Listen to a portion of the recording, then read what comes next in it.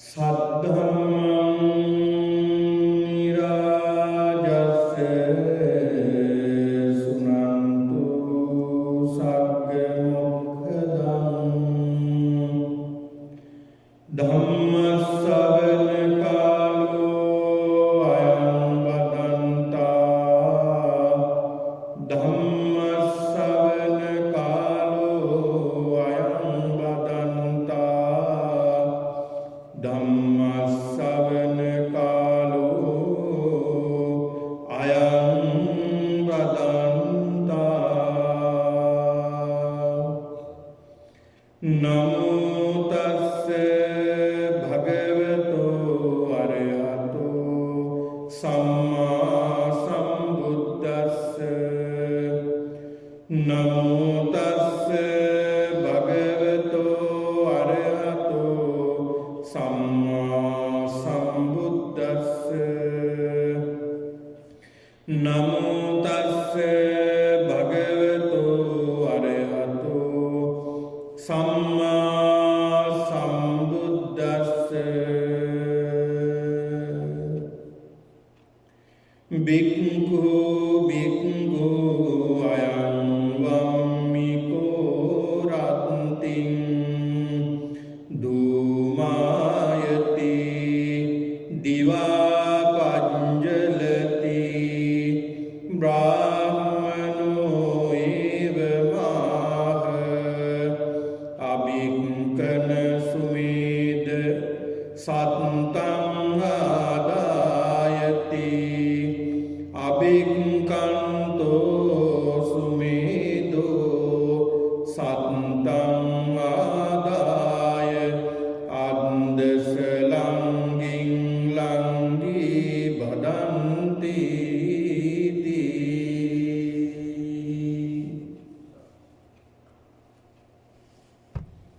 ශ්‍රද්ධාවන්ත සත්පුරුෂ කාරුණික පින්වතුනි, මේ සිකුරාදා දිනේදී අකණ්ඩව අපි සිදු කරනු ලබන මේ වැඩසටහන් මාලාවේ අද තවත් දිනයක් ලෙස අද දිනේදී මේ පින්වතුන් සූදානම් වී සිටින්නේ ධර්මානුශාසනාවක් ශ්‍රවණය කිරීමට. සෑම සිකුරාදා දිනයකම මේ උතුම් වූ භාවනා වැඩසටහනක් ධර්ම දේශනා වැඩසටහනක් සිදුවන නිසා ඔබ සෑම සිකුරාදා දිනයකම මේ උතුම් වූ වැඩසටහනට ඔබ සම්බන්ධ වෙනවා. ඔබ නිතරම මේ සිකුරාදා දිනේදී මේ වෙලාවට ඔබේ කාලය වෙන් කරගෙන ඔබේ නිවෙස්වල සිට මේ තාක්ෂණය ඔස්සේ මේ වැඩසටහනට සම්බන්ධ වෙන්නේ. වසරකට ආසන්න වෙලා තිබෙනවා මේ කොරෝනා වසංගතය මේ ලෝකේ පුරා ව්‍යාප්ත වෙලා. තව මාස දෙක තුනක් ගත වෙනකොට වසරක් සම්පූර්ණ වෙනවා මේ කොරෝනා වසංගතයට. මේ වසංගතය තාමත් මේ ලෝකය බිලිගනිමින් මේ ලෝකයේ පැතිරෙමින් මිනිසුන් අතර පැතිරෙමින් පවතිනවා. ඒක නිසා අපිට කතරම් අපහසුතා තිබුණත්, කතරම් බාධක තිබුණත්, කතරම් ප්‍රශ්න ගැටලු තිබුණත් පුළුවන් තරම් මේ වසංගතයෙන් පරිස්සම් වීම තමයි පින්නතුනි අපි කවුරුත් සිදු කළ යුතු වටිනාම දේ. පරිස්සම් වීම, ඒ වගේම සෞඛ්‍ය ආරක්ෂිත ක්‍රම අනුගමනය කිරීම තුලින් අපිට පුළුවන් මේ රෝගය වළක්ව ගන්නට, පැතිරීම අඩු කර ගන්නට පුළුවන්කම තිබෙනවා. ඉතින් ඒක නිසා අද වෙනකොට මුළු ලෝකෙම මේ කොරෝනා වසංගතයෙන් පීඩා විඳිනවා. බොහෝ දෙනෙක්ට රැකියාව හිමි වෙලා, ඒ වගේම තමන් ජීවත් වුණ ස්ථාන අහිමි වෙලා විවිධ ප්‍රශ්න ගැටලු වලට මුහුණ දීමට සිද්ධ වෙලා. මුළු ලෝකෙම ජීවත් වෙන මිනිස්සුන්ටයි මේ දේවල් සිද්ධ වෙලා තියෙන්නේ. බලන්න පින්නතුනි, මිනිස්සු විදියට අපිට මුහුණ දෙන්න සිද්ධ වෙලා තිබෙනවා මේ වසංගතයට. හැබැයි කුරුල්ලන් සිව්පාවන් සතුන් කිසිම කරදරයක් නැතුව ජීවත් වෙනවා. ගහකොළ කිසි ගැටලුවක් නැතුව වැඩෙනවා. මිනිසා විසින්ම සිදු කරනු ලබන මේ ක්‍රියාවලියේ ප්‍රතිඵලයක් විදියට තමයි අපිට මේ දේවල් වලට මුහුණ දෙන්න සිද්ධ වෙලා තිබෙන්නේ. අපි මේකේ කොටස්කරුවන් විදියට පෙර සසරේ හෝ යම්කිසි අකුසල කර්මයක් සිද්ධ කරගෙන ඇති මේ තත්ත්වයට මුහුණ දෙන්නට. සමූහයක් විදියට මුළු ලෝකෙම හිටවු ජනතාව එකතු වෙලා සමූහයක් විදියට මොනවා හරි කුසල කර්මයක් කරන්නට ඇති. ඒක නිසා තමයි අපිට මේ ගෙවල් වල ඇතුළට වෙලා එළියට යන්නට බැරුව මේ වගේ මානසිකව අපි පොඩ්ඩක් හෝ අපි පීඩාගෙන ඉන්නේ. ඒක නිසා පින්නතුනි, මේ කාල පරිච්ඡේදය අවසන් වනතුරු අපි පුළුවන් තරම් පරිස්සම් වීම තමයි අපි සිද්ධ කරන්නට ඕන. ඉතින් ඒක නිසා තමයි ඔබට විහාරස්ථානයට සම්බන්ධ වීමට නොහැකි. නමුත් මේ තාක්ෂණය නිසා ඔබට ඔබේ නිවෙස්වල සිට මේ විහාරස්ථානයේ සිදුවන මේ සියලු වැඩසටහන් ඔබට සජීවීව සම්බන්ධ වීමට හැකියාව තිබෙනවා. ඒක නිසා පින්නතුනි, මිනිස්සු සිදු කරන හොඳ දේවලුත් තියෙනවා. මිනිසා විසින් සිදු කරන නරක දේවලුත් තිබෙනවා. මිනිසා විසින් කරනු ලබන නරක දේවල් ප්‍රතිඵල තමයි අපිට විඳින්න වෙලා තිබෙන්නේ මේ වසංගතයක් විදිහට. ඒ වගේම මිනිසා සිද්ධ කළ යහපත් දේවල් වල ප්‍රතිඵල විදිහට අද මේ තරම් බාධක අපිට එල්ල වෙලා තිබෙනකොට මේ වගේ වැඩසටහන් වලට නිවෙස්වල සිටපු සම්බන්ධ වෙන්නට පුළුවන් වෙලා තිබෙන මිනිසා විසින් දියුණු කරන ලද මේ තාක්ෂණය නිසා. ඒක නිසා මිනිසාටමයි පුළුවන් මේ සමාජය සූපත් කරන්නටත් සමාජය විනාශ කරන්නට. ඒක තම තමන්ගේ වගකීමක් විදිහට අපි හිතා ගන්නට ඕනේ. මේ සමාජයට යම්කිසි මෙහෙවරක්, යම්කිසි සේවාවක්, යහපත් දෙයක් සිද්ධ කරන්නට, ඒ වගේම මේ සමාජයට, ලෝකයට මෛත්‍රිය පතුරවන්නට අපි විසින් සිද්ධ කළ යුතු වටිනාම දේ. ඒක නිසා ඒ පිළිබඳව ටිකක් හිතලා බලලා කටයුතු කරනවා නම් සෑම ජන කොටසයකට මේක හරි වටිනවා. මේ කාරණා ටිකත් හිතේ තබාගෙන පින්නතුනි කල්පනා කරගන්නට ඕනේ, සිහි කරගන්නට. මේ මොහොතේ අද ධර්මානුශාසනාව ශ්‍රවණය කිරීමටයි ඔබ සියලු දෙනා සූදානම් වී සිටින්නේ. බුදුරජාණන් වහන්සේ පෙන්නලා දීලා තිබෙනවා, වෙනද වගේ මේ ධර්මානුශාසනාවක් තුළදී මම මූලිකව සිහිපත් කරන්නේ මේ ධර්මානුශාසනාවල තිබෙන වටිනාකම. ධර්ම ශ්‍රවණය කිරීම ඉතාමත් වටිනවා. ඒ ධර්මය කියා දීමත් ඉතාමත් වටිනවා. කාලේන ධම්ම ශ්‍රවණ, කාලේන ධම්ම සාකච්ඡා ඉතාමත් වටිනවා. කාලේන ධර්ම ශාසනා සිදු කිරීම, ධර්ම දේශනා කිරීම මහා කුසලයක්. ඒක නිසා පින්නතුනි, මේ ලෝකේ පුරාම පැතිරෙන්නේ ධර්මය. මෙහෙම කියපුවාම මේ පින්නතුන් කල්පනා කරන්න පුළුවන්, එහෙම කොහොමද මේ අපි අතර පමණනේ, බොහොම සුළු පිරිසක් අතර පමණයි මේ ධර්මය පවතින්නේ. නෑ පින්නතුනි, ධර්මය කියන්නේ මෙතන මම අදහස් කළේ ධර්මතාව. මේ ධර්මතාව පින්නතුනි මුළු ලෝකයේ තුලම පවතිනවා. මේ අනිත්‍ය, දුක, අනාත්ම, මේ ත්‍රිලක්ෂණය, ඒ වගේ මේ හේතුඵල ධර්මතාවය, මේ සියල්ල මේ මුළු ලෝකයක් පුරාම පවතිනවා. ඒතර මේ ධර්මතාව ධර්මයක්. ඒතර මේ ධර්මය අවබෝධ කර ගැනීමයි අපි සිද්ධ කරන්නට ඕනේ. එහෙනම් අපි කල්පනා කරගන්නට ඕනේ ධර්මතාව අවබෝධ කරගන්නට. මේ ධර්මයේ මහෝපකාරී වෙනවා. ඒක නිසා බුදුහාමුදුරුවෝ මේ ලෝකයටම දේශනා කළේ මේ ධර්මය ශ්‍රවණය කරන්නට කියලා. එහෙනම් මේ බණ ශ්‍රවණය කිරීමෙන් බණ ඇසීමෙන් මහත් වූ ප්‍රතිලාභ අපිට ලබා ගන්නට පුළුවන්කම තිබෙනවා. පින්නතුනි ටිකක් කල්පනා කරලා බලන්න. කෙනෙක් මේ ලෝකෙට උපත ලබනවා.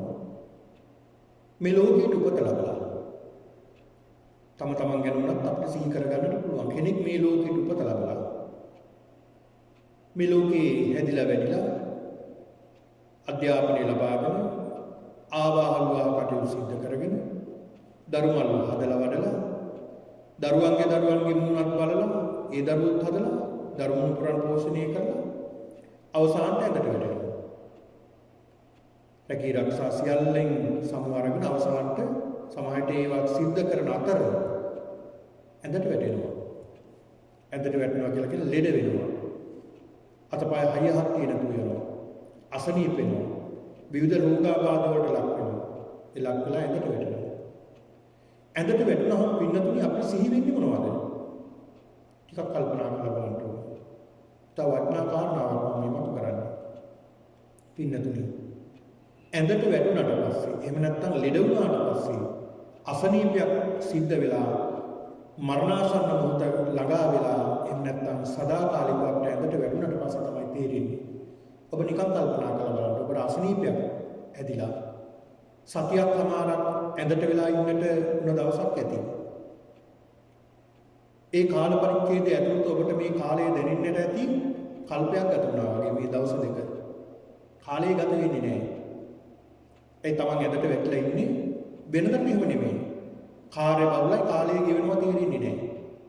නමුත් අපිට මේ වගේ අවස්ථාවකට මුහුණ දෙන්න සිද්ධ වෙලා ඇඳට වැටුණාට පස්සේ අපිට සිහි වෙන්නේ මොනවද?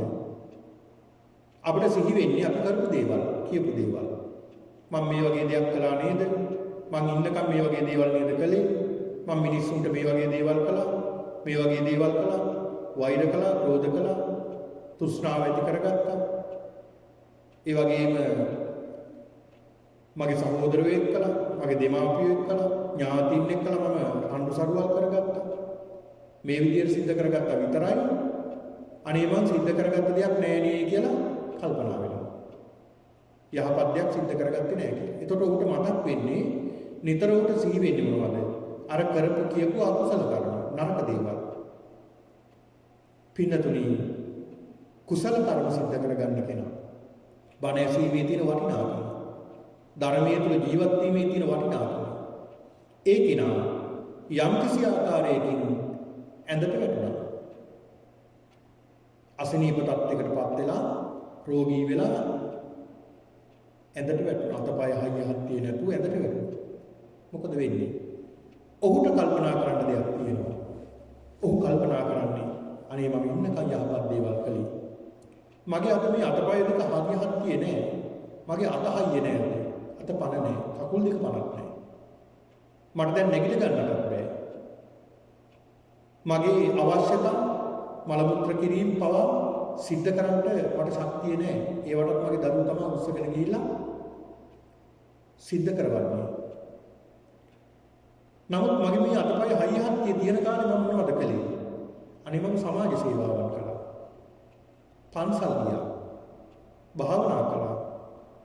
සිල් පොහොය වැඩසටහන් වලට මම සම්බන්ධ වෙලා මගේ සිත දියුණු කරගත්තා. මම අහවල් භාවනා ක්‍රම දියුණු කරගත්තා. මෛත්‍රී භාවනා මුළු ලෝකෙටම පැතුරුවා.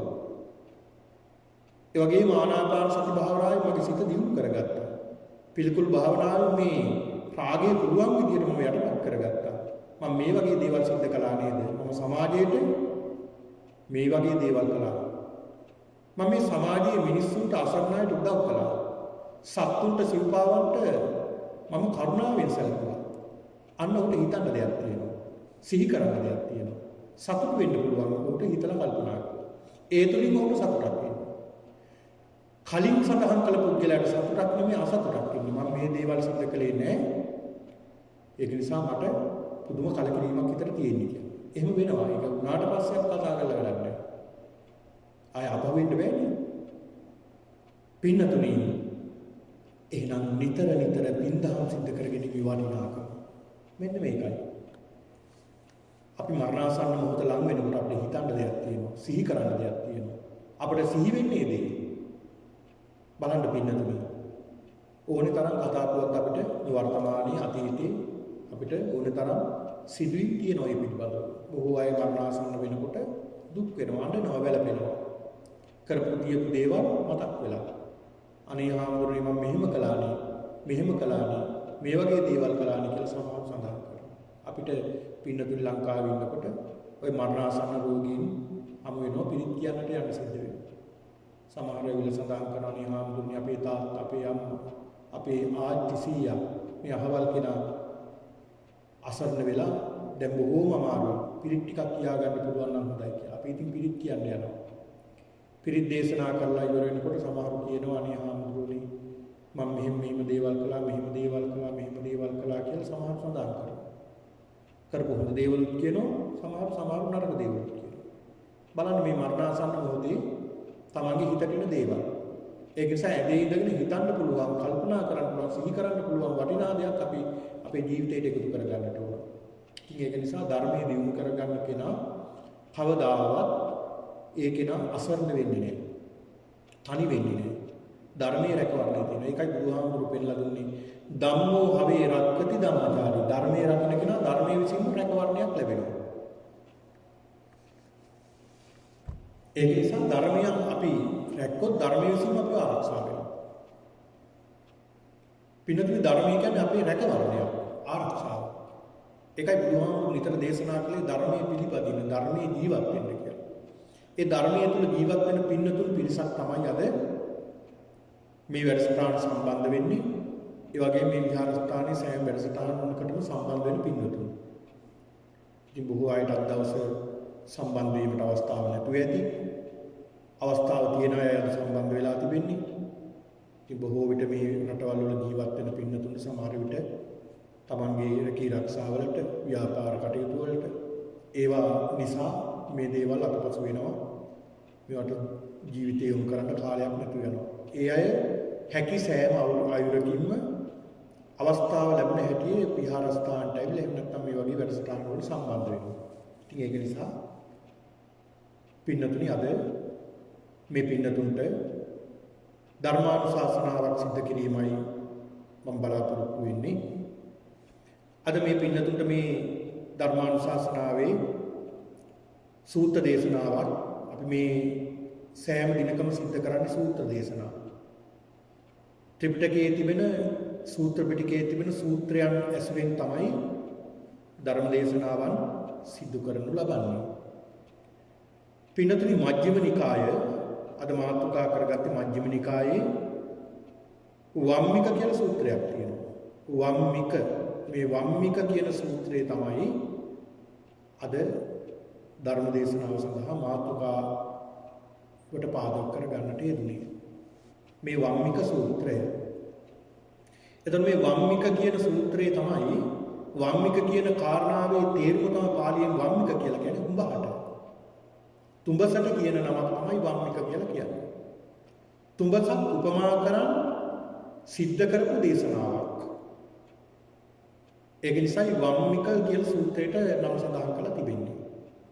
පිනතුන් බුදුරජාණන් වහන්සේගේ බොහෝ දේශනා උපමා ඇසුරින් දේශනා කරපු දේශනායි තියෙන්නේ. ඒ උපමා පින්නතුනි උන්වහන්සේ උපමාවන්ට ගත්තේ අපිට නොගැලපෙන දේවල් නෙමෙයි. අපි දන්න එදා එදිනෙදා අපි ජීවිතේ අපිට හමු වෙන උපමාවක්. ඒ අයට ධර්ම දේශනා කරන්න යොදාගත්තේ ඒ අයගේ ජීවිතේ තියෙන උපමාවක්. දැන් ගොවියෙක් කරබයා දේශනා කරනවා කෙතක් උපමා කරගෙන. ඒතර ගොවියට ඒක පාදක වෙනවා. ගොවියා කුඹුරේ වපුරනවා. මේ ගොවියා කුඹුරාසිතව වැඩ කටයුතු කරන. ඒතර ගොවිය මේ කුඹුරක් කෙතක් උපමා කරන මේ ගොවියට මේ ධර්මයේ දේශනා කරනවා. හරි ගැලපීමක්. ඒ වගේ මුහුද ඇසුරු කරන පුජ්‍යලියෝ අසුරයන්ට දේශනා කරනවා. පහාරාද කියන අසුරයට ඔවුන් ජීවත් වෙන්නේ මුහුද ඇසුරු කරගෙන දේශනාවක් කරනවා. අසලායන කියන සූත්‍රයේදී මේ අශ්වයන් උපමා කරගෙන ඒ පුද්ගලයාට ඒක දේශනා කරනවා. ඒ අයට ඒ විදිහට දේශනා කරන සූත්‍ර දේශනා තියෙනවා. එතකොට මේ සූත්‍රයත් වම්මික කියලා කියන්නේ තුඹසක් උපමා කරගෙන සිද්ධ කරපු දේශනාවක්. මේ දේශනාව සිද්ධ කරන්න පින්නතුනි දෙව්රම්බේ ජේතවනාරාමයේ. මේ ජේතවනාරාමයේ බුදුහාමුදුරු වැඩ ඉන්න අවස්ථාවේ තමයි මේ දේශනාව සිද්ධ වෙන්නේ. පින්නතුනි දවසක් මේ කුමාර කාශ්‍යප මහරහතන් වහන්සේ කුමාර කාශ්‍යප කියන මහරහතන් වහන්සේ 80 මහා ශ්‍රාවකයන්ගෙන් එක ශ්‍රාවකයන් වහන්සේ නම. කුමාර කාශ්‍යප දෙතන මේ ශාසනයේ වැඩ ඉන්නවා කාශ්‍යපයන් දෙනවා. කාශ්‍යපයන් දෙනමක් ඉන්නවා. කාශ්‍යප කියන නම තියෙනවා. එක්කෙනෙක් මහා කාශ්‍යප මහරහතන් වහන්සේ අනිත් ස්වාමීන් වහන්සේ තමයි කුමාර කාශ්‍යප. බුදුරජාණන් වහන්සේ යම් අවස්ථාවල භික්ෂුන් වහන්සේලා අමතනවා මහණෙනි කාශ්‍යපයන් දෙන්න කියන්නේ. කාශ්‍යපයන් කොහෙද කියලා විමසනවා සමහරවිට. එතකොට භික්ෂුන් වහන්සේලා අහනවා ස්වාමීනි කුමන කාශ්‍යපයන් වහන්සේ ගැනද මේ කියන්නේ. එතකොට භික්ෂුන් වහන්සේලාට ඒක ගැටලුවක්. එතකොට බුදුරජාණන් වහන්සේ පෙන්වන්නේ මහා කාශ්‍යප. එහෙම නැත්නම් කුමාර කාශ්‍යපයන්ට එන්න කියන්නේ. ඒක නිසායි මේ නම හැදුනේ කුමාර කාශ්‍යප. කුමාර කියන්නේ පුංචි දරුවෙක්. කාලේ තමයි. පිනතුන් කුමාර කාශ්‍යප මහරහතන් වහන්සේගේ මෑණියන්. ඒ මෑණියන් දේවදත්ත හාමුදුරුවන්ට පැහැදිලා එතන පැවිදි වුණ කෙනෙක්. ඒ පැවිදි භාවයටපත් වෙලා ටික කාලයක් හිටියා ධර්මයක් ලැබෙන ස්වභාවයක් පේන්න ගත්තා මේ භික්ෂුණියගේ. ඊළඟට මේ දේවදත්ත හාමුදුරුවෝ එතන ඉන්නේරපුවා ඒ භික්ෂුණිය. අර භික්ෂුණිය අඬාගෙන බුදුහාමුදුරුවෝ ළඟට ආවා. මොකද එයා දන්නවා වරදක් වෙලා නැහැ කියලා. බුදුරජාණන් වහන්සේ විශාකාවට සඳහන් කරන විශාකාව මේක පරීක්ෂා කරන්න. ඇත්ත නැත්ද ඔයාලා බලන්න. විශාකාව පරීක්ෂා කළ බලනකොට ඇය නිහි ජීවිතේ ඉන්නකොට තමයි මව්කුස පිළිසිඳගෙන තියෙන්නේ. පස්සේ පැවිදිලා තියෙනවා. ටික දවසකින් මව්කුස මෝරන්න ගත්තා. පස්සේ මේ දරුවා කුසින් බිහි වෙනතුරු ආරක්ෂා කරගත්තා. දරුවා බිහි වුණා. කුමාරයෙක් තමයි හදාගත්තේ. කුමාරයෙක් ඇසුරින් ජීවත් වුණ නිසා කුමාර කාශ්‍යප කියලා සඳහන් කරන්නත් තිබුණා. පුංචි කාලේ මේ පුංචි දරුවා පැවිදි භාවයටපත් වුණා. අවුරුදු 7න් අරහත්ත්වයටපත් වුණා කුමාර කාශ්‍යප මහරහතන් වහන්සේ. උන්වහන්සේට හරි ආදරේ මේ මෑණියෝ. භික්ෂුණියක් නේ. පුතා යනවා දැක්කොත් වැටෙනවා දැක්කොත් පාරේ දුවනවා පිටිපස්සේ. මොකද අම්මා කෙනෙක් නේ. මේ අම්මා මාර්ගඵලයක්වත් ලැබලා තිබ්බේ නැහැ. දවසක් මේ පුංචි කුමාර කාශ්‍යපයන් වහන්සේ රහතන් වහන්සේ ළඟට ඇවිල්ලා මේ මෑණියෝ මේ භික්ෂුණිය උරපත්තෙන් අල්ලලා දරුවන්ට දරු සෙනෙහස පානවා. කතා කරනවා. කතා කරනකොට අහනවා ඔබ ඇයි මට මේ තරම් ආදරය කරන්නේ කියලා ධර්මයෙන් සංග්‍රහ කරනවා. ධර්මයෙන් සඳහන් කරනවා. ඉතින් මේ ධර්මයේ කියලා දෙනවා කුමාර කාශ්‍යපයන් වහන්සේ මේ මෑණියෝ මාර්ගඵලයටපත් වෙනවා. මේ කාලේ. මොකද එතන ඒ රහතන් වහන්සේගේ එතන කුමාර කාශ්‍යප මහරහතන් වහන්සේගේ රහත් භාවය ප්‍රකට කරනවා එතන. ඒ කයේ තියෙන ස්වરૂපයේ ස්වභාවය මමත්වයේ කියන එක තියාගන්න එපා කියලා. මමත්වයේ තමයි මේක ඇති කරන්නේ. මමත්වයෙන් ගැලවෙන්න කියලා සඳහන් කරනවා. ඒක අවබෝධ කරගෙන ඒ මාර්ගඵලයකටපත් වෙනවා. ඉතින් මෙන්න මේකෙන් කුමාර කාශ්‍යප මහරහතන් වහන්සේ. උන්වහන්සේ හරි දක්ෂ මහරහතන් වහන්සේ නම. උන්වහන්සේ වැඩ ඉන්නවා අන්දවනේ. මේ අන්දවනේ වැඩ ඉන්නකොට එක්තරා දේවතාවක් එක්තරා බ්‍රහ්ම දෙවියෙක් රාත්‍රී ඉක්මලා මධ්‍යම රාත්‍රිය ගත්තා. අලියම එහෙම නැත්නම් මධ්‍යම රාත්‍රිය උදා වෙනකොට මුළු අන්දවනේ ප්‍රදේශයේම බබළුවාගෙන කුමාර කාශ්‍යපයන් වහන්සේ ගාවට පැමිණෙනවා. එල්ල එකත් පස්සක ඉඳගෙන එහෙම නැත්නම් අහසේ පළක් බැඳගෙන වන්දනා කරලා මෙන්න මෙහෙම ප්‍රශ්නයක් කියනවා. කුමාර කාශ්‍යපයන් වහන්සේ මම ඔබ වහන්සේගෙන් ප්‍රශ්නයක් අහන්න ආවේ. කාරණාවක් කියලා යන්න යාවේ. ස්වාමීනි එක්තරා බ්‍රාහ්මණයෙක්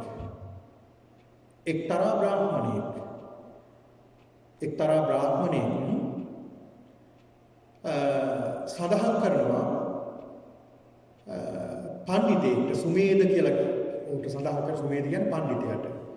සුමේද ඔය ආයුධයක් තියෙන උතන ඔය ආයුධය අරගෙන ඔතන තියෙනවා හුඹහ විශාල හුඹහක් තියෙනවා.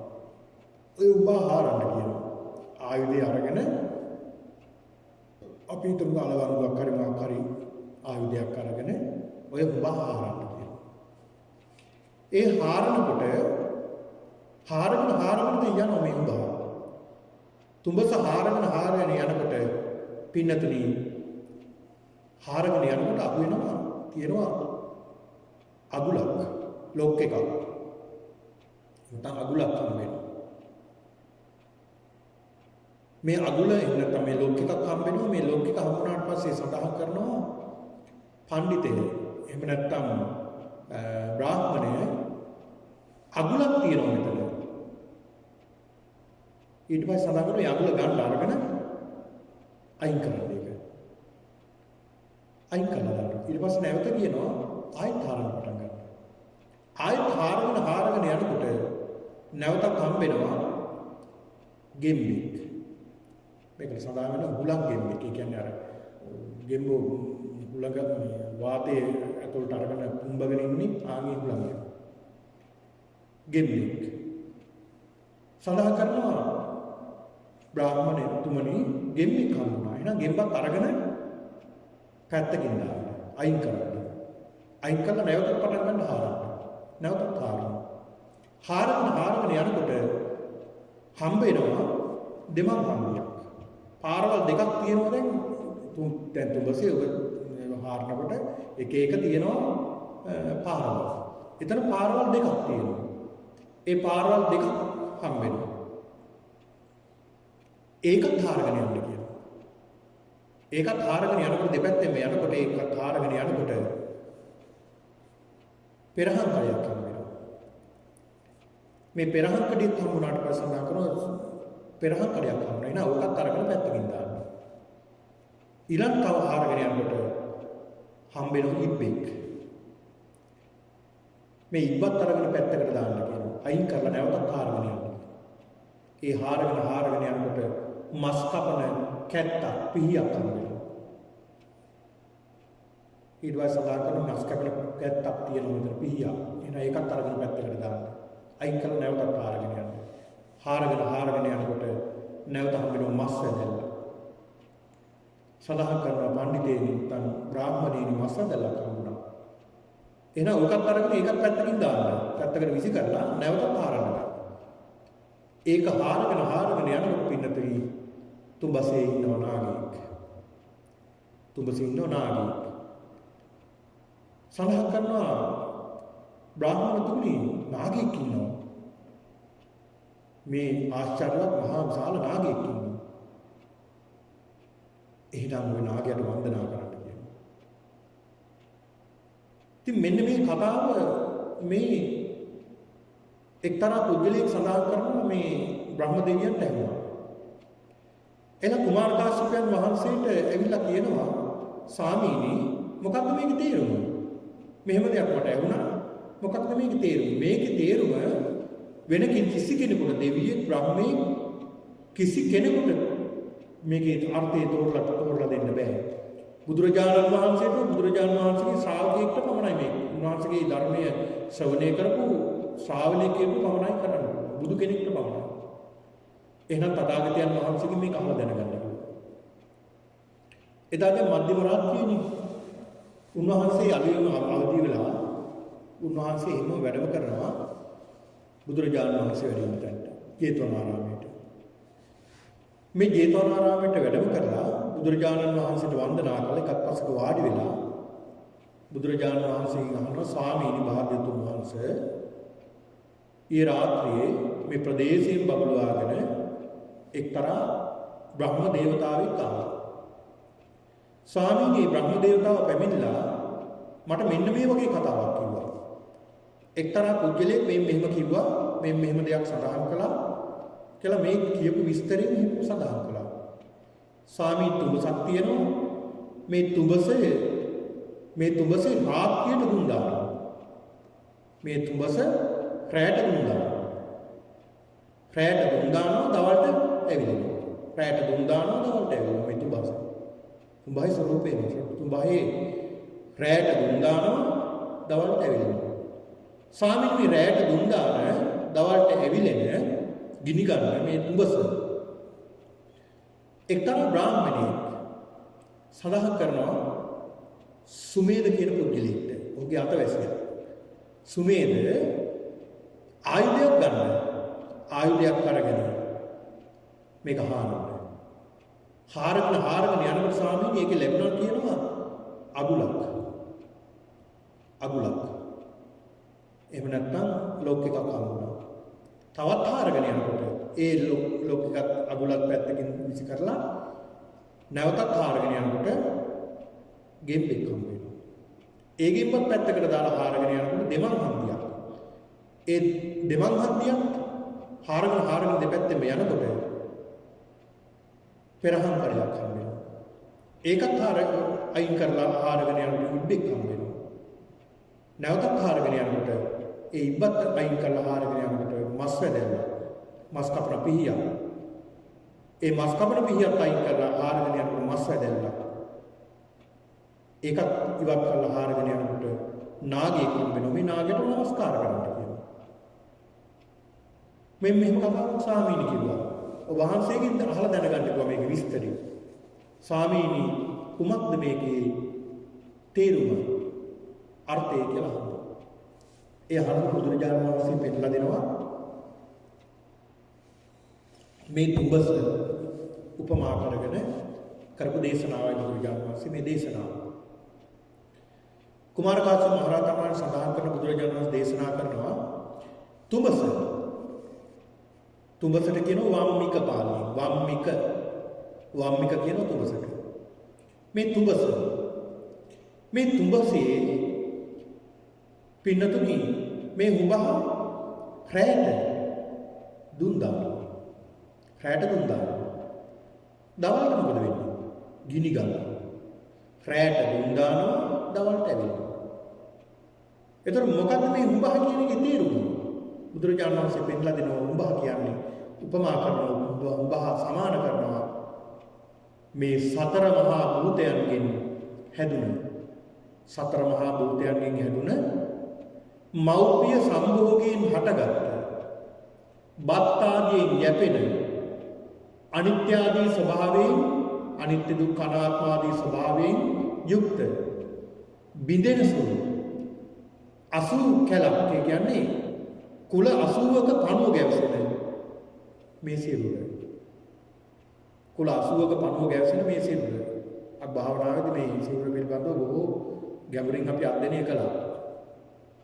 ඒක තමයි මේ තුඹස කියලා කියන්නේ. ඒතකොට මේක උඹහක් නේ. ඒතකොට මේක උඹහ. දැන් උඹහේ කියනකොට ඔබට මතක් වෙනවා ඇති තියෙනවා දොරවල්. යන්න පාරවල් නාස්පුඩු දෙක, කන් දෙක, ඇස් දෙක, මුඛය මේ වගේ ස්ථාන. එතකොට පින්නතුනි මේ තුඹසෙන් රැයට දුම් දානවා. එතකොට මේක උඹහක් නම් මේක රැයට දුම් දානවා. මොනවද මේ දුම් දාන්නේ? රැයට පින්නතුනි ඇත්තටම මේ ශරීරයෙන් දුම් දානවා. ඒ කියන්නේ අපි මේ දවස පුරාම වැඩ කරලා අවසන් වුණාම මේක නිවෙන්න ගන්නවා. නිවෙනෝ කියන්නේ දුම් දානවා. මොනවද? දුම් දාන්නේ මොනවද? දුම් දානවා කියලා සඳහන් කළේ බුදුහාමුදුරු පෙන්නලා දෙනවා. පින්නතුනි හෙට තියෙන දේවල් ගැන කල්පනා කරනවා.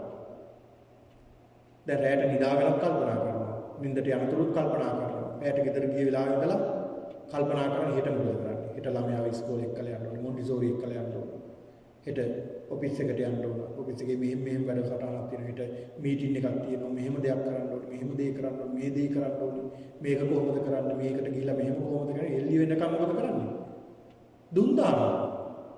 කල්පනා කරනවා. හෙට තියෙන දේවල් ප්ලෑන් කරගන්නවා. සැලසුම් කරගන්නවා. මොනවද කරන්න තියෙන්නේ? මොනවද කරන්නේ හෙට? මේ ප්‍රශ්නට කොහොමද මම මුහුණ දෙන්නේ දැන්? මේ ප්‍රශ්න කොහොමද විසඳගන්නේ? මේ දේ කොහොමද විසඳගන්නේ? මේ දේ කොහොමද කරන්නේ? කියලා සැලසුම් කරගන්නවා. ප්ලෑන් කරගන්නවා. එහෙම නැත්නම් කල්පනා කරනවා. සිහි කරනවා හෙට තියෙන දේවල්. දුම් දානවා ඒ කියන්නේ. කියන්නේ අපේ ජීවිත දුම් දානවා හෙට. හෙට මොනවද කරන්න තියෙන්නේ? ලබන සතිය මොනවද කරන්න තියෙන්නේ? මේ මාසෙට කොහොමද මේකේ කරගන්නේ? අපේ ණය ටික ගෙවා ගන්න කොහොමද? මෝගේජ් එක ගෙවා ගන්න කොහොමද? වාහනේ ඇරියස් වෙනවා නම් ඒක ෆිනෑන්ස් ටික ගෙවා ගන්න කොහොමද? මේ දේවල් අපි නිතර කල්පනා කරනවා. රැයට තමයි මේ කල්පනාවට එන්නේ. කල්පනා කරනවා කියලා කියන්නේ පින්නතින් දුම් දානවා කියන්නේ. ඊළඟට දවල්ට ඇවිල්ලා ගිනි ගන්නවා. දවල්ට ගිනි ගන්නවා කියන්නේ අර කල්පනා කරපු දේවල් ක්‍රියාත්මක කරන්න ගන්නවා. කයින්, වචනේ, මනසින් ක්‍රියාත්මක වෙනවා.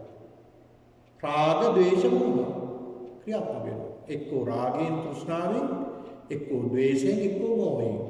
මේ වගේ මුළු දවස් පුරාම ක්‍රියා කරනවා. දැන් බලන්න උදේ නැගිට වෙලාව ඉඳලා අපි එක්ක ඔෆිස් එකට ගියාම, එහෙම නැත්නම් රැකියාවට ගියාම, Taman ව්‍යාපාර කරන තැනට ගියාම උදේ ඉඳලා ගෙදර එනතුරු මොනතරම් අපි අපේ සිතිවිලි වල මොන දේවල් තියෙනවද? එක්කෝ වැඩ කරන තැන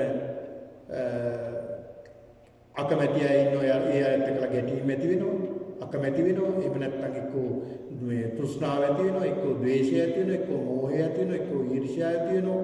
එහෙම නැත්නම් මානය ඇති වෙනවා. මේ වගේ තමයි අපි ජීවත් වෙන්නේ මුළු දවස පුරා.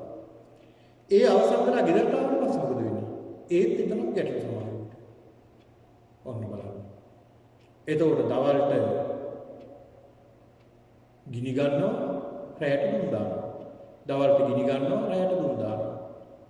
මේ කය. එතකොට මේ සතර මහා භූතයන්ගෙන් හැදුණු මේ ශරීරයක් තියෙන්නේ. ඒක තමයි හුඹහට උපාදානයි.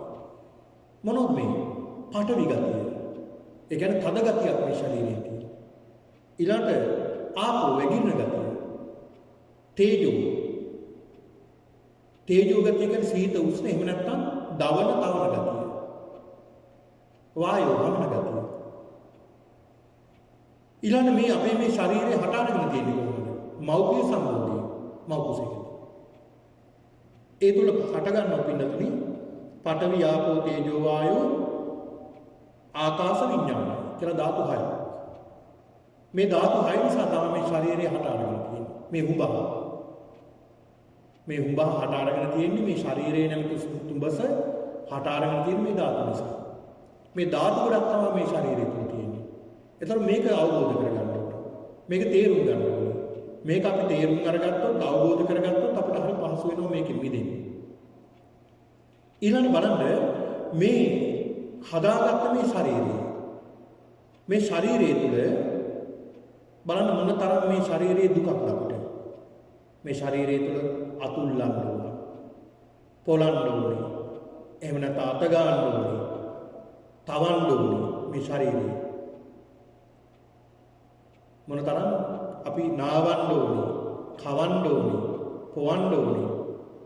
කොච්චර අපිට මේ දේවල් සිද්ධ කරනවා මේ ශරීරයට. මේවා කැමැත්තෙන් අකමැතුණක් කරන්න වෙනවා. දැන් බාහන උදේ නැගිටිනකොට මොන තරම් අපිට සිද්ධ දේවල් මේ ශරීරය තුළ තියෙනවා. උදේම නැගිට ගම මූණ සෝදනවා. කබ පිරලා ඇස්වල කෙල වැගිරලා මූණ අපවිත්‍ර වෙනවා. අපිට සිද්ධ දේවල්. ඒතකොට දොරවල් 9කින් නරක දේවල් අසුචි වැගිරෙනවා මේ ශරීරේ. අභ්‍යන්තරයේ තියෙන දේවල් පිටට එළියට දානවා ඒ දොරවල් වලින්. ඔන්න බලන්න. ඊළඟ මේ ශරීරය තුළ බලන්න මේ අපි හදාගත්ත මේ ශරීරයේ ලක්ෂණය අනිත්‍ය දුක්ඛ අනාත්ම අනිත්‍ය ස්වභාවයක් තියෙනවා. ඒ කියන්නේ ස්ථිර නැහැ. මොයි මොහොතේ කොයි ආත්තාවේ අපිට මොන වේද දන්නේ නැහැ මේ ශරීරයට. දුක්ඛ ස්වභාවයක්. ඒ අනිත්‍ය භාවය නිසා මේක වෙනස් වෙන නිසා දුකක් ඇති වෙනවා. ඒක නිසා අනාත්ම ස්වરૂපයක්. මම වගේ කියලා අපිට මේක තියාගන්නට බෑ. ඒක තමයි අනාත්ම කියලා කියන්නේ. ඊළඟ මේ ශරීරය තුළ 80 කලක්. ඒ කියන්නේ වර්ග 80ක පණුව ඉන්නවා කියලා මේ ශරීරය. වර්ග 80ක පණුව මේ ශරීරයේ අභ්‍යන්තරේ ඉන්නවා. එහෙම ශරීරයක් තමයි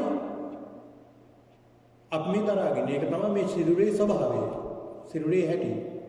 දැන් අපි පිළිකුල් භාවනාවේදී මේ පින්නතුන්ට කියලා දුන්නා මේ ශරීරයේ අභ්‍යන්තරය. අභ්‍යන්තරේ කොහොමද අපේ මේ ශරීරයේ සකස් වෙලා තියෙන කොච්චර අපිට සිද්ධ කියලා මේ පින්නතුන් මේ වැඩසටහන සම්බන්ධ වෙන පින්නතුන් දන්නවා. එහෙනම් මේ ශරීරය උපමා කරපු උඹහකට බලන්න ඇත්තටම උඹහක් නෙමේක. තුඹසක් තමයි. දැන් මේ උඹහ අපි හාරගෙන යමු. දැන් මේ උඹහ තියෙනවා උදේට මේ දවල්ට ගිනි ගන්නවා රැයට දුම් දානවා. දවල්ට ගිනි ගන්නවා රැයට දුම් දානවා. මේ දුම් දාන ගිනි ගන්න මේ තුඹස. තුඹස යම් කිසි පුද්ගලයෙක් සඳහන් කරනවා රාත්‍රියේ දුම් දාන දවල්ට ඇවිලෙන මේ තුඹස යම් කිසි බ්‍රාහ්මණයෙක් කියලා මෙතන අර්ථවත් කරන්නේ මේ බ්‍රාහ්මණයා කියලා කියන්නේ මෙතන අර්ථවත් කරන බුදුහාමුදුරු පෙළ දෙන තථාගතයන් වහන්සේට බ්‍රාහ්මණ කියලා කියනවා. මෙතන උපමා කරනවා තථාගතයන් වහන්සේට බ්‍රාහ්මණ කියලා.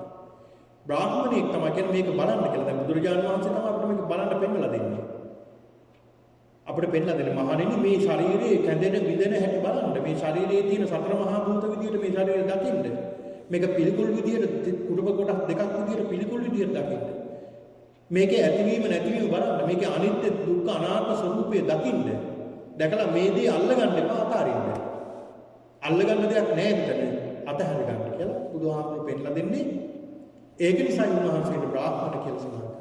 අන්න බුදුරජාණන් වහන්සේ පෙන්නලා දෙනවා සුමේද මේ තුඹස හාරන්න කියලා. මෙතන සුමේද කියලා කියන්නේ කාටද? සුමේද කියලා සඳහන් කරන පිළිතුරු පඬිතයාට. පඬිතයාට. ඒ කියන්නේ මෙතන සඳහන් වෙන සීක පුද්ගලයාට. සීක කියලා සඳහන් කරනවා ආර්ය අෂ්ටාංග මාර්ගයේ ගමන් කරනවා හික්මෙන්න.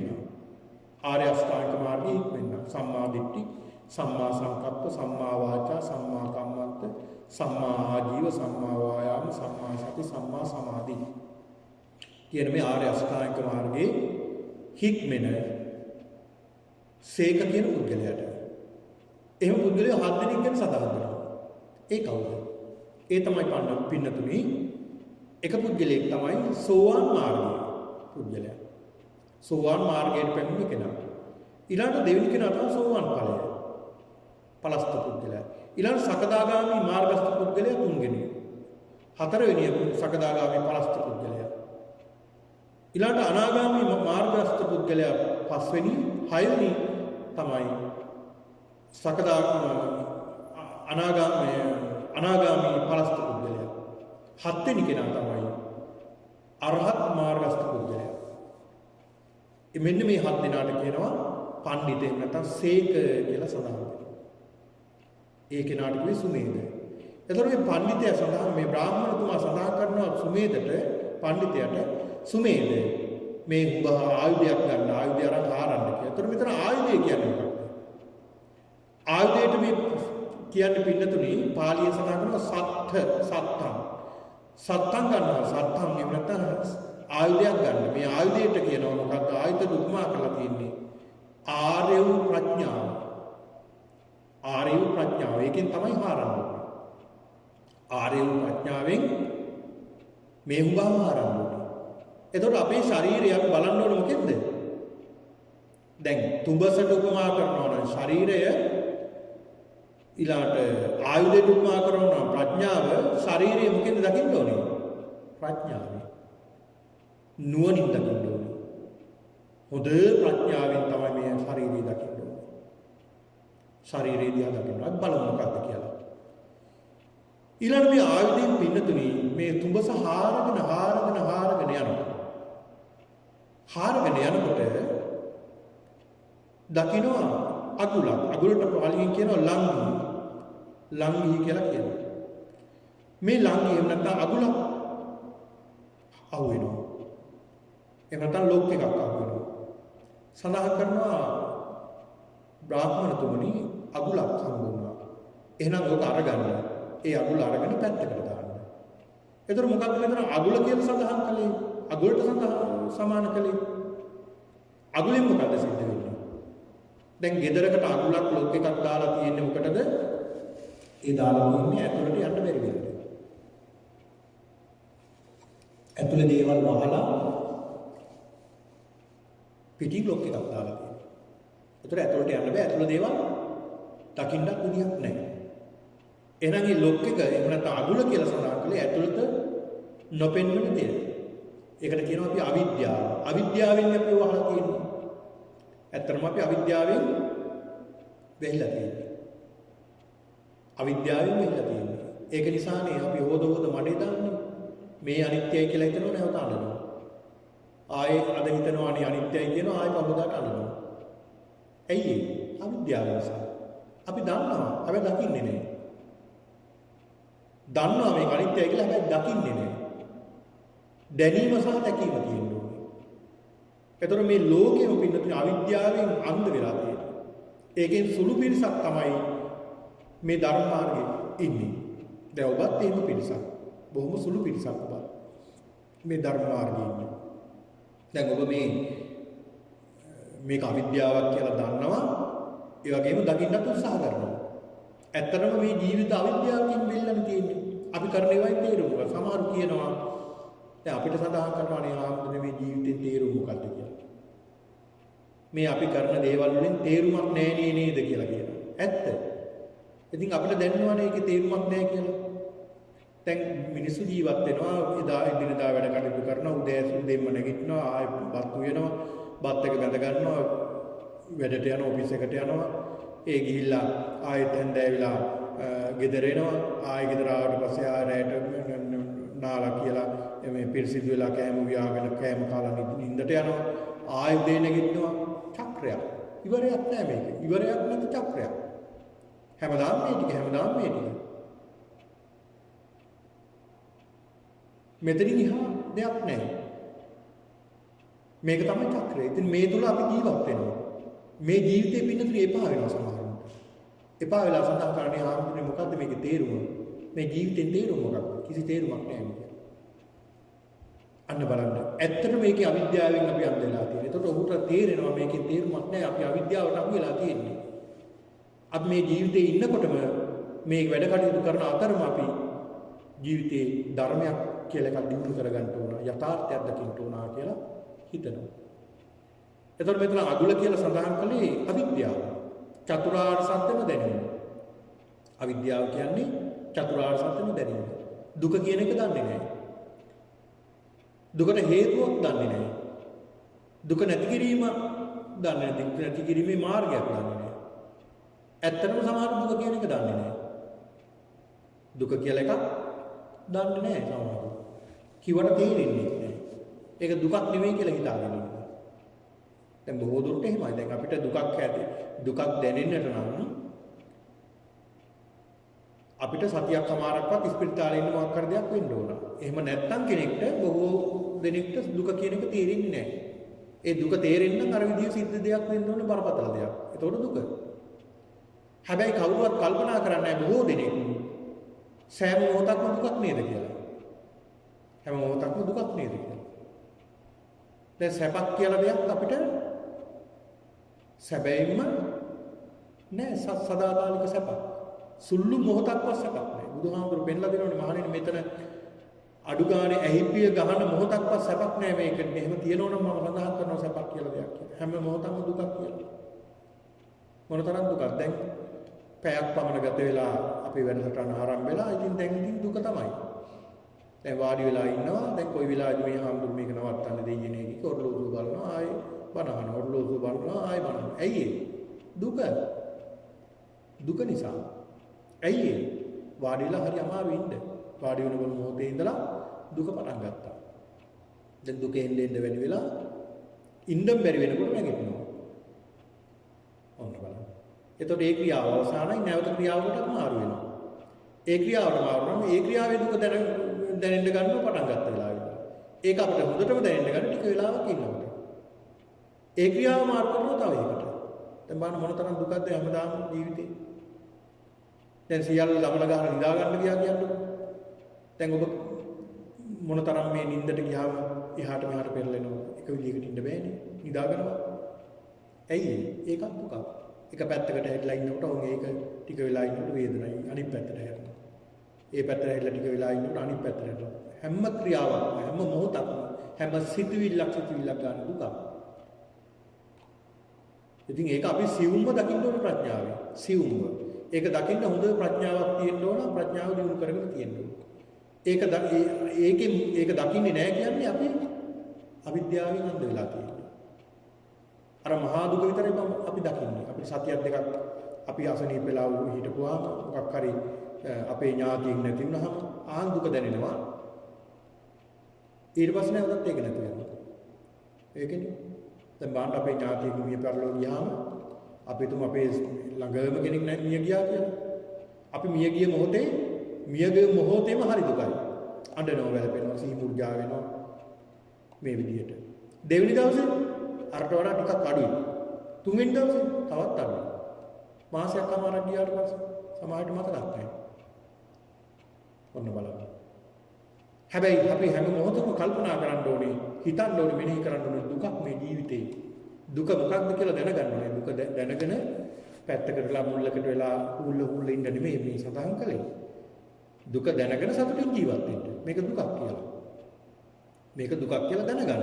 දැනගෙන හැම දෙයක්ම නැති වෙනව නේද කියලා හිත හදාගෙන ජීවත් වෙන්න. එතකොට හරි පහසුයි පිළිතුරු ජීවත් වෙන්න. හරි ලේසි. දෙයක් වෙනස් වෙනකොට ඒකට අපිට මුහුණ දෙන්න පුළුවන් සතුටින්. අපේ ජීවිතේ වෙනස් වෙනකොට, අපේ ඉන්ද්‍රියන් වෙනස් වෙනකොට, අපේ හිත මිතුරන් වෙනස් වෙනකොට, අපේ දෙමාපියන් දරුවන් අපෙන් ඈත් වෙනකොට, මිය යනකොට අපිට නොසැලී ජීවත් වෙන්න පුළුවන්.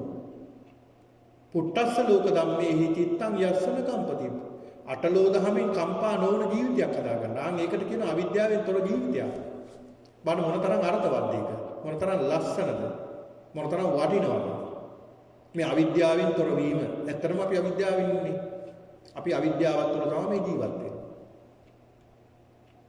අවිද්‍යාවෙන් ඉන්නේ මොනවද මේ? අවිද්‍යාව. සක්කාය දිට්ඨිය. සක්කාය දිට්ඨිය කියන්නේ තනිකරම අවිද්‍යාවක් නේ.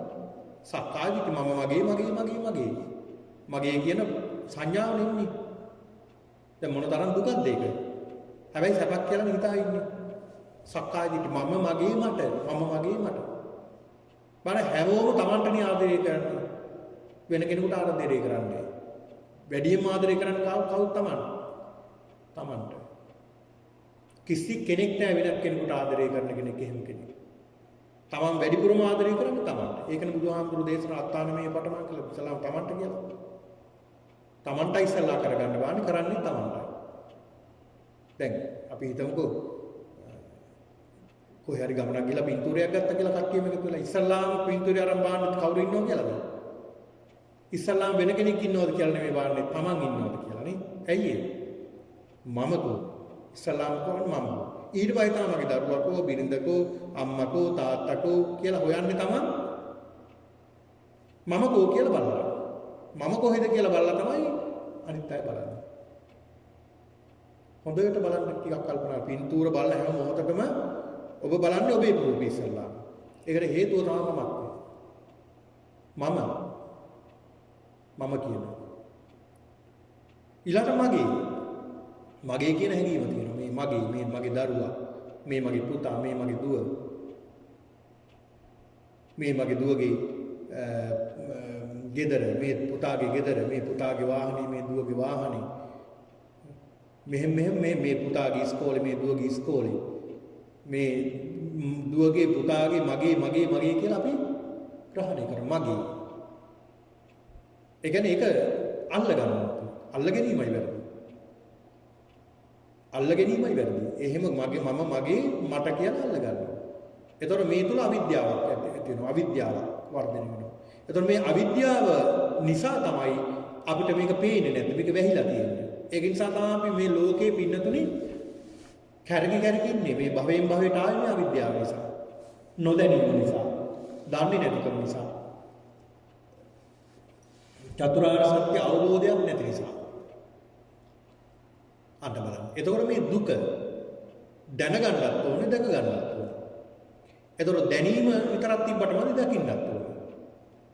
දුක දුකක් කියලා දන්නවා, හැබැයි දැක ගන්නත් ඕනේ. දැක ගන්නවා කියලා කියන්නේ ඒ දේ වෙනස් වෙනකොට හිත ඒ විදිහටම තියා ගන්න ඕනේ. අහන් දැක ගන්න ඕනේ. මේක දුකක්. මම වයසට යනවා නේද? මගේ දරුවෝ වෙනස් වෙනවා නේද? මේ හැමදේම වෙනස් වෙනව නේද? කියලා මේක වෙනස් වෙනකොට සිත කම්පා නොවි තියා ගන්න පුළුවන්. ඒ දැකීම. දැනගන්නත් ඕනේ, දැක ගන්නත් ඕනේ. එතකොට මෙන්න මේ අවිද්‍යාවට කියනවා පින්නතුනි. අවිද්‍යාවට සඳහන් කළේ අගුල සමාන කළේ. අගුලක් නේ, අගුලක් දාලා අපිට තියෙන්නේ. මේ අගුල ගලව ගන්නයි අමාරු. ඒකයි අර බ්‍රාහ්මණතුමා සඳහන් කරන්නේ සුමේද මේ අගුල අරගෙන පැත්තට දාන්න. ඒකත් අපි මොකද කරන්නේ? අවිද්‍යාව නැති කරගන්න. අවිද්‍යාව නැති කරගෙන දැන් යනවා. නැවතත් හාරන්න කියනවා මේවා. දැන් ආයෙත් හාරගෙන යනවා.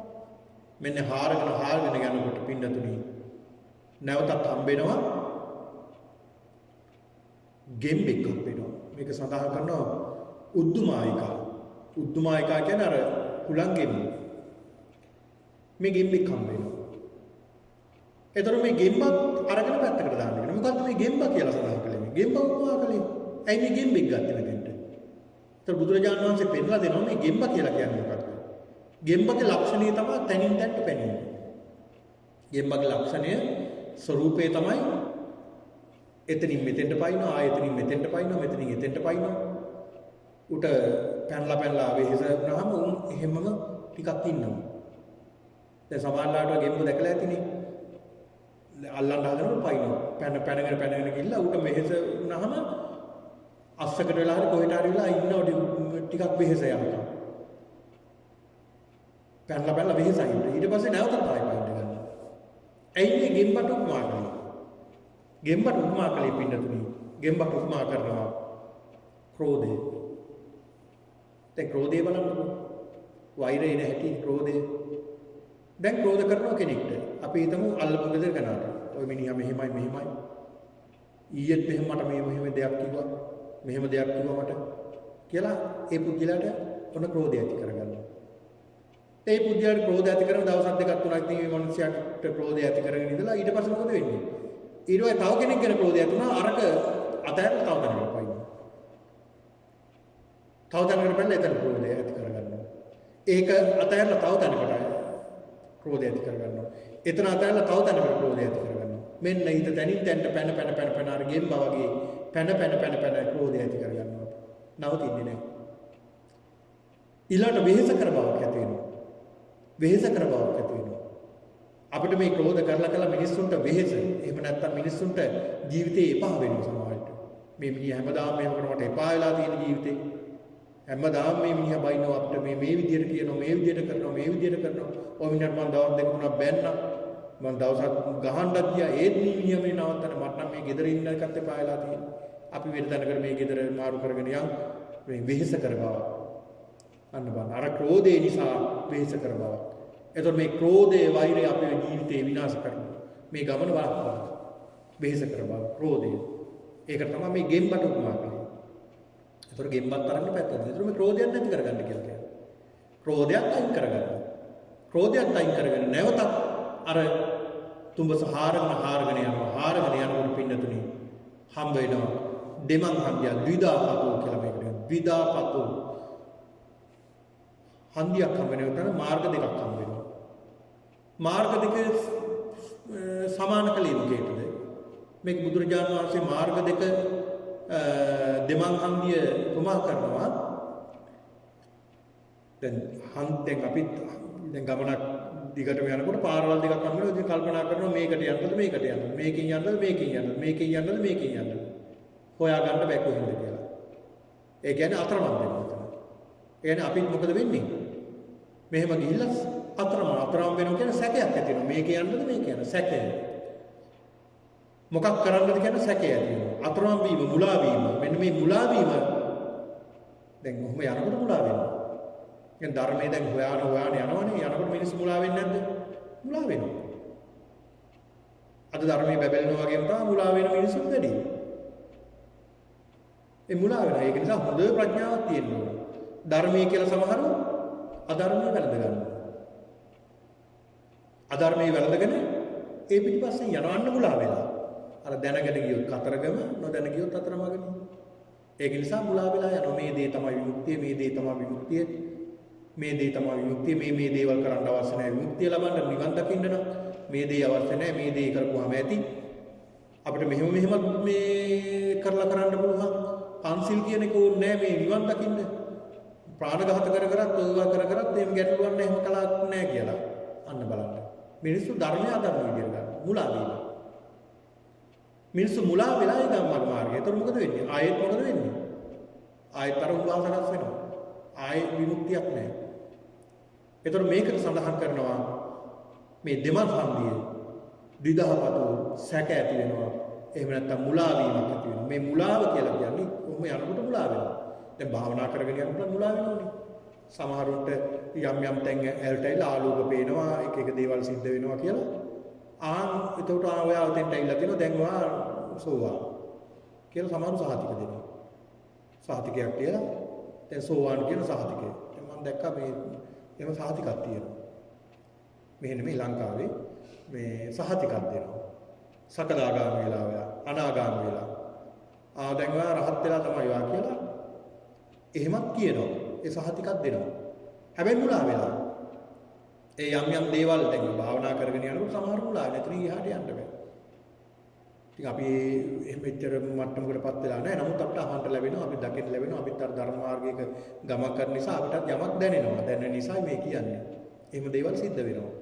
ඒක නිසා පින්නතුනි, ඒ කියන්නේ බුදුරජාණන් වහන්සේ පමණයි මේ ලෝකේ බුදු කෙනෙක් පහළ වෙන්නේ ඇයි? මේ මුලා වීම නැති කරගන්න. ඒක බුදුහාමුදුරන් කාලෙත් කියන්නේ මුලා වුණාය. බුදුහාමුදුර පහළ වෙනකොට ඇයි ආලාර කාලා මුද්දකරාම පුත්ත භාර්ගව අසිත කියන තාපසවරු අෂ්ට සමාපatti ලබා ගත්තා. ඒ නිසා නෙමෙයි. එයා අෂ්ට සමාපatti පංචඅභිඥා අෂ්ට සමාපatti ලබා ගත්තා. එයා හිතා හිටියේ මෙතන විමුක්තිය කියලා. ඇයි?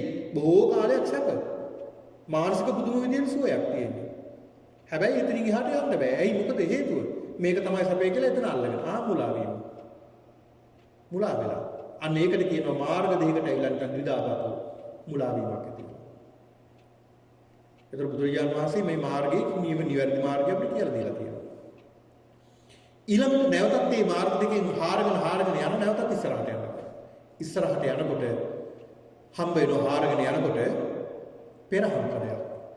මේ පෙරහන් කඩේට කියනවා මේක සමාන කරනවා මේ පෙරහන් කඩේට වංගචාරය කියලා. මේ පෙරහන් කඩේට.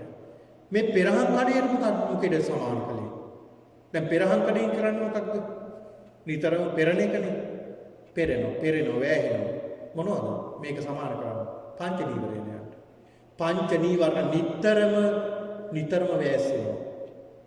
කාමච්ඡන්ද පංච කාමයන් නිතරම අපේ හිතට එනවා, වේගෙන් එනවා, පෙරිපෙරියනවා. දැන් මේ පෙරා ගන්න දේවල් මේ අපි කියන්නේ ඇහැ කන නාසය දිව ශරීරයෙන් පෙරා ගන්නවා. දැන් රූපයක් දැක්කොත් ඇහෙන් පෙරා ගන්නවා. ශබ්දයක් දැක්කොත් ඇහුනොත් කනින් පෙරා ගන්නවා. ඊළාට ගඳ සුවඳක් දැන්නොත් නාසයෙන් පෙරා ගන්නවා. රසයක් දැන්නොත් මුඛයෙන් පෙරා ගන්නවා. ස්පර්ශයක් දැන්නොත් ශරීරයෙන් පෙරා ගන්නවා. ධර්මතාවක් මොකක්ද දැන්නොත් ඒක හිතින් පෙරා ගන්නවා. අන්න පෙරා ගන්නවා මේ දේවල්. මේ ස්වභාවික දේවල් අපි ග්‍රහණය කරගන්නවා මේ ඉන්ද්‍රියන්ගෙන්. අන්න පෙරහන් කඩේ. පංච නීවරණ. කාමච්ඡන්ද, ව්‍යාපාද, තීන මිද්ද, උද්ධච්ච කුක්කුච්ච, විචිකිච්ඡා. මෙන්න මේ කියන කාරණා. ඔන්න බලන්න.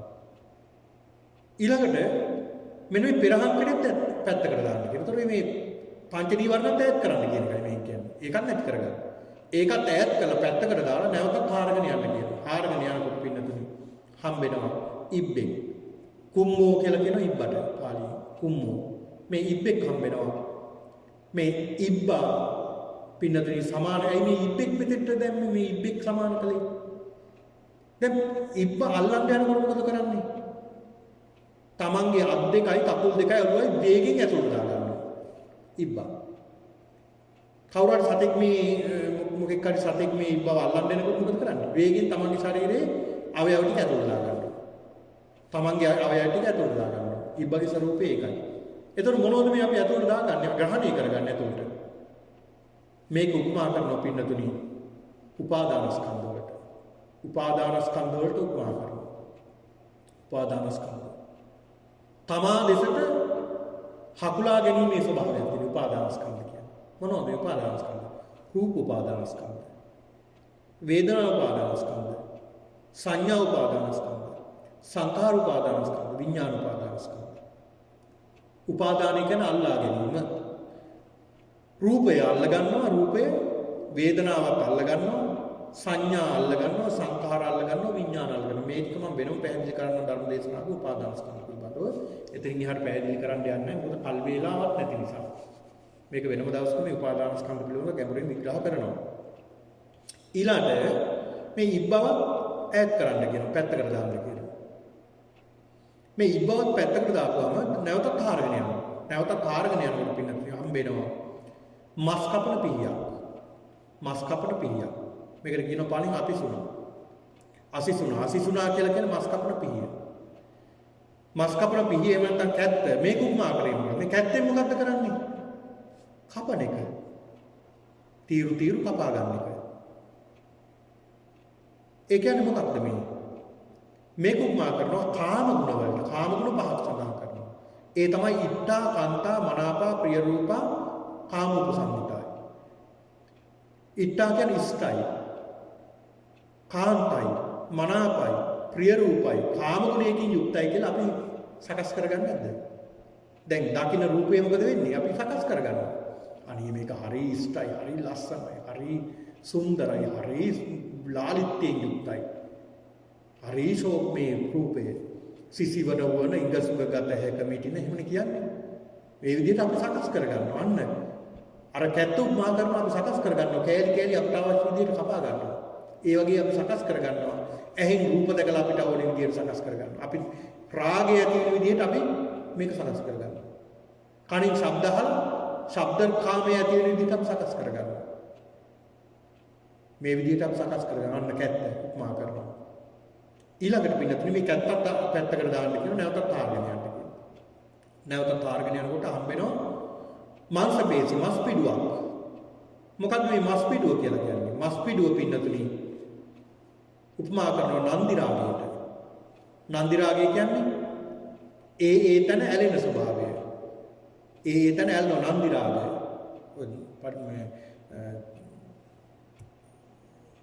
සඳහන් වෙනවා නන්දි රාගය පිළිබඳව ධම්මචක්ක සූත්‍රයේ පළවෙනි දේශනාවේ සඳහන් වෙන නන්දි රාග සහගත තත්ත්‍තරාබිනන්දි නන්දි රාගය කියන්නේ ඒ තැන් වල ඇලෙනවා. දැන් අපි ඇලිලා ඉන්නේ මොනවද? අපි ඇලිලා තියෙන්නේ මේ මනුස්ස මේ අපි ඉපදුණු ජීවිතේට. අපි කලින් හිටපු එකට ඇලිලා නැහැ. දැන් ඒකෙන් විදිලා තියෙන්නේ. අපි වෙන එකකට ඇලිලා නැහැ. අපි ඇලිලා තියෙන්නේ මොකේද? මේකට. මේකට ඇලිලා තියෙන්නේ. මේක දාලා යන්නේ නැහැ. ඒකනේ තප්පරයක් හරි ජීවත් වෙන්න උත්සාහ කරන්නේ අපි. තප්පරයක් මොහොතක් හරි ජීවත් වෙන්න උත්සාහ. ඇයි ඇලිලා ඉඳලා? දැන් අපි දන්නවා දිව්‍ය ලෝකේ හරි සුන්දරයි. අපි කල්පනා කරනවා බෙල්ල කපාගෙන සියදිය හානි කරගෙන ටක් ගාලා එතෙන්ට යන්න ඕනේ කියලා. නෑ අපි හිතන්නේ නෑ. ඇයි? මේකට ආසයි, ආදරේ, ආසයි, ඇලිලා නන්දි රාගය නිසා. බෙල්ල කපා ගන්න කියන එක නෙවෙයි මම කියන්නේ සියදිය හානි කර ගන්න කියන එක නෙවෙයි. නමුත් මේකට තියෙන ආසාව බලන්න මේ තමන් ඉපදෙන තැනට. දැන් සතෙක් සිව්පාවෙක් වේවා බලන්න. දැන් අපි දැකලා තියෙනවනේ ලංකාවේ අර සුනකයෝ ඉන්නවා බොහෝම කහ බොහෝම දුර්වර්ණ වෙලා දැකලා තියෙනවනේ ඒ සත්තු කහ හරි ජීවත් වෙන්නයි බලන්න තමන්ගේ ජීවිතේට ආදරේ ඒ සත්තු പ്രേත ලෝකයේ പ്രേතය ආදරේ තමන්ගේ ජීවිතේට ඒක සැපයක් කියලා හිතන්නේ ඊළාට අපාය සත්ත්වය ඒකට ආදරේ ඒකෙන් බේරෙන්නයි හදන්නේ ඒ දුක් වලින් තමන්ගේ ජීවිතේට ආදරේ හැමෝම තමන්ගේ ජීවිතේට ආදරේ නන්දි රාගයෙන් යුක්තයි ඒ තැඟල ඇලිලා ඊළඟට පින්නතුනි ඒ මස් පිටුවත් ඈත් කළාම නාගයෙක් හම් වෙනවා. ඒ නාගයට කියනවා වන්දනා කරන්න මේ නාගයට ගරු කරන්න කියලා. මේ නාගයා උපමා කළේ කාටද? ක්ෂීණාශ්‍රවයන් වහන්සේ එහෙම නැත්නම් රහතන් වහන්සේ. සියලු කෙලෙස් නැති කළ මේ ශරීර කූඩුව දැක්ක මේ තුඹස කුමක්ද කියලා අවබෝධ කරගත්ත මේක ඇතුලේ තියෙන මොනවද කියලා හොඳට අවබෝධ කරගත්ත උපාදානයන් සියල්ල ඈත් කළ පංචස්කන්ධේ පමණක් පවතින අරහත්වයටපත් වුණ ක්ෂීණාශ්‍රවයන් වහන්සේ කෙලෙස් නැති කරපු උත්තමයන් වහන්සේ. උන්වහන්සේට කියනවා නාගයා කියලා සඳහන් කළේ ඒකයි. නාග කියලා සඳහන් කළා. අන්න බලන්න. ඒතකොට මේ නිවන්ට යනතුරු මේ තුඹසක් උපමා කරගෙන මේ බුදුරජාණන් වහන්සේ පෙන්ලා දෙනවා. බුදුරජාණන් වහන්සේ මේ කාරණාව පෙන්ලා දෙනවා. මේ දේවතාව සඳහන් කළේ මෙන්න මේ කාරණාව. මෙන්න මේ තුඹසේ තියෙන මේ කාරණාව මේ දේවල් උපමා කරලා බුද්ධමාර්ගාශ්‍රම මහරහතන් වහන්සේට බුදුරජාණන් වහන්සේ පෙන්ලා දෙනවා. දේශනා කරනවා.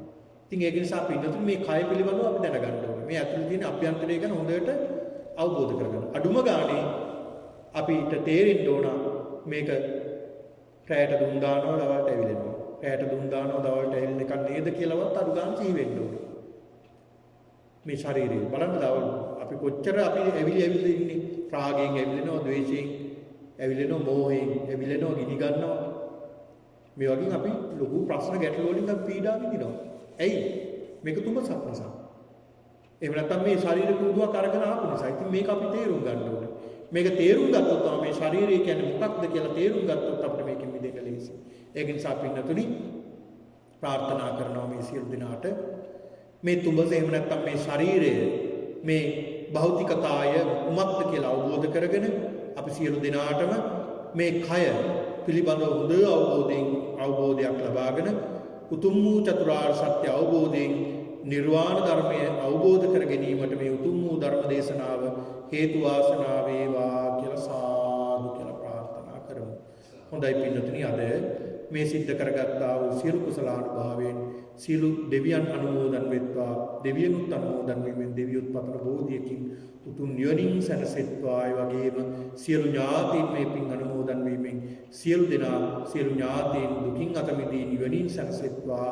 ඔබ සියලු දෙනාට උතුම් චතුරාර්ය සත්‍ය අවබෝධයේ පිණිස මේ පින්කම හේතු වාසනා වේවා කියලා සාදු කියලා ප්‍රාර්ථනා කරමු.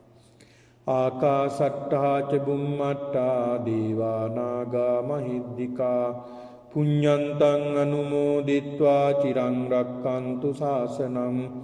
ආකාසට්ටා ච බුම්මට්ටා දේවා නාග මහිද්దికා පුඤ්ඤන්තං අනුමෝදිත්වා චිරං රක්칸තු දේශනං. ආකාසට්ටා ච බුම්මට්ටා දේවා නාග මහිද්దికා පුඤ්ඤන්තං අනුමෝදිත්වා චිරං රක්ඛන්තු මම් පරන්ති.